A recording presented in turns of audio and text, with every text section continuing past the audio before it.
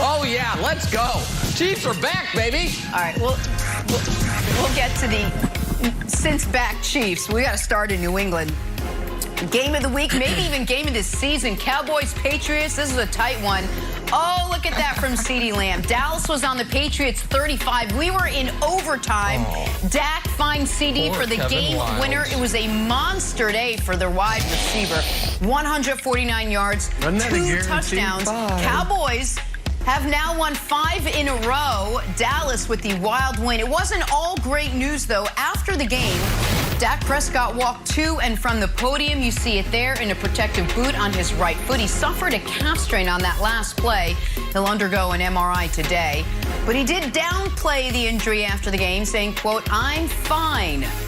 Nick, I'll start with you. You starting to believe the 5-1 Cowboys can win the Super Bowl? I will answer that question in just a moment, but I do want the audience to know we will get to the Patriots portion of this game during our Moral Victory Monday segment in about 30 minutes. That's when Kevin Wildes will explain to everyone how excited and happy he is about another close loss for the Patriots. Oh, we could have just won if we hadn't lost. But on the Cowboys side of things, listen, I am the chairman of the committee, and the committee had the Cowboys at the top of the NFL. So obviously, I think they have the talent to compete for, get to, and potentially win the Super Bowl. But they are going to be held back by what has been proven to be the most inept game manager, clock manager, situational coach in the entire NFL, and Mike McCarthy, which is why this morning, after a game that I'm sure 25 million people watched, in a season that is pacing to be one of the most watched seasons in recent memory, where we have seen time and time again of Mike McCarthy not being able to tell time, that Broussard, I think the Cowboys should take a page out of the old LeBron James playbook, which is, I know we're in first place, but I also know deep down our coach is going to hold us back, and the right guy for that job is already on the staff. I think the Cowboys should tell Mike McCarthy, thanks, but no thanks, we'll see you later. Kellen Moore, you've been elevated. Dan Quinn is there. He can be the mentor, if you will. He's been a head coach of a team. Because what you see from Mike McCarthy, and last night or yesterday was no exception, with the 4th and 1, we can grind out the clock and kick a shorter field goal. Oh, no, I'll kick a 51-yarder. And then at the end of regulation, not knowing what down it was and calling timeout for the Patriots. You add that to the clock nonsense in week 2 against the Chargers. Week 3, he did it again. Week 1, he kicked a 60-yarder at the half that almost gave Brady 3 points.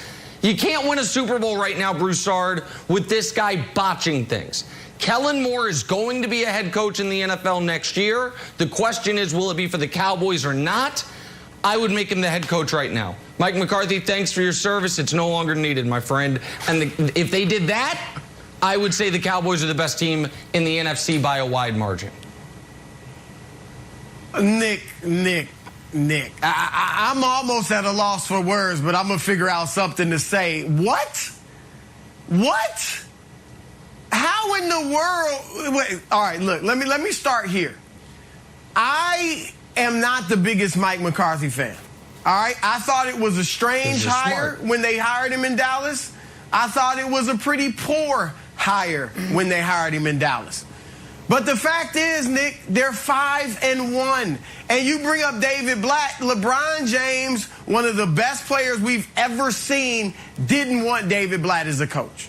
That's an entirely different situation than what we see in Dallas. Who's the LeBron James there? As much as I like Dak, as great as he is, and Ezekiel Elliott, neither one of them is LeBron James, number one. So they don't have the clout to make that type of call that LeBron did. And number two, they're not trying to get rid of him. The players in Cleveland saw through David Blatt and weren't listening to him because they didn't think he had it. Do we see that in Dallas? No. Nick, this is crazy. All right, they're 5-1. How can you say he can't win a Super Bowl when, let me think, he's already won a Super Bowl. And don't tell me the game's passed him by. That was a decade ago. Because when the game passes an old coach by, we can tell. And you know how we can tell? By the record. When Mike Shanahan went to Washington, we knew the game had passed him by because he couldn't win. When even John Gruden, we can even say the game may have passed him by. You know how we know? Because he never had a winning season in his 3 years in Las Vegas. Mike McCarthy, this would be just like the Cowboys. Right now, everything's going smoothly. You got a host of wide receivers who are all very good. And guess what? There's no jealousy. They're pulling for each other. You got two very good running backs who are very good. And you know what? Instead of jealousy, they're pulling for each other. The defense is wildly improved. The offense is top 2 in the league. There's no drama. And let's just create some drama by firing our head coach at 5-1. Yeah. Nick, last thing I'll say is this. I like Kellen Moore, too. But where's the proof he's going to be a good head coach? Didn't Josh McDaniels look like the next great head coach after all his years in New England? No, how'd that work out in Denver? It would be a Didn't risk. Adam Gase look like he's going to be a great head coach after Denver? Matt Nagy going to be great? We don't know. Why am I going to ruin a season right now by just all of a sudden throwing a huge question mark into a smooth thing running? Wilds, I think that's crazy. Oh, see, I'm in a jam here, Broussard, because I love crazy ideas, but I hate firing guys at 7:35 in the morning on a Monday. So I'm in a tough spot. So I'm going to try to meet Nick in the middle.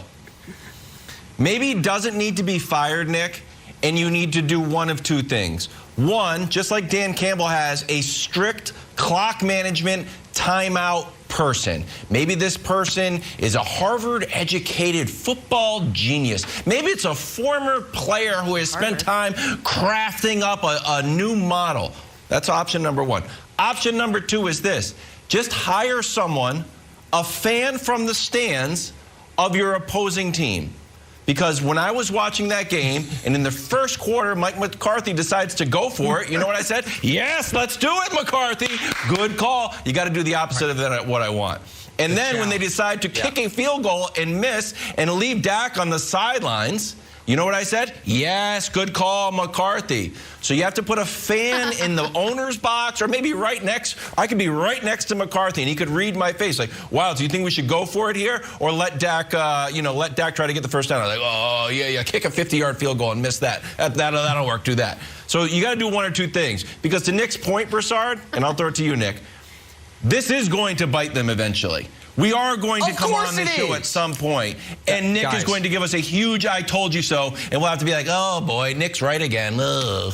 So he is right. Week 1, end of the first half, 60-yard field goal for no reason against Tampa, gave Brady a chance to score before the half. Week 2. Do you guys remember when he didn't call timeout against the Chargers, kicks a 56-yard field goal? Week 3, end of the first half. You have Philly in a 3rd and 24 with 1:50 left. He never calls timeout. You guys remember the referee walked over to him and was like, Mike, I forgot about that. Everyone's asking you to call timeout. Forgot about that? That happened. It was only through 6 weeks. Yesterday, he challenged a play immediately. What are you doing with that challenge? Play you're talking about at the end of the half, and he called timeout for the Patriots at the end of regulation, I think only because he didn't know what down it was. Guys, I understand, Broussard, it's controversial, but Jerry Jones is not afraid to make big moves. And there is another element to this. Does anyone think Kellen Moore is not a head coach somewhere next year? So if you don't make him the head coach in Dallas, you lose him. And I understand Wilds' point, which is, let's just take this off McCarthy's plate. It's the only thing left on the plate, guys. He doesn't call the plays. He's not in charge of the defense. Kellen Moore runs the offense. His only job is the thing he's terrible at. So I get it. No one's expecting it. But if the Cowboys are going to win multiple playoff games, they are not good enough to just blow people out. And as good as Dak is, he's not Aaron Rodgers in his absolute apex prime like when they won that Super Bowl. I don't think they'll do it, Jenna. I think they should, because I think they are good enough to win a Super Bowl if they stop butchering the end of these games. Well, the Dallas Cowboys I with guarantee Mike they won't do McCarthy it. just won their 5th straight game. That's fair. We'll get to the Patriots side of You know things what? in Let's just a little fire bit, him. but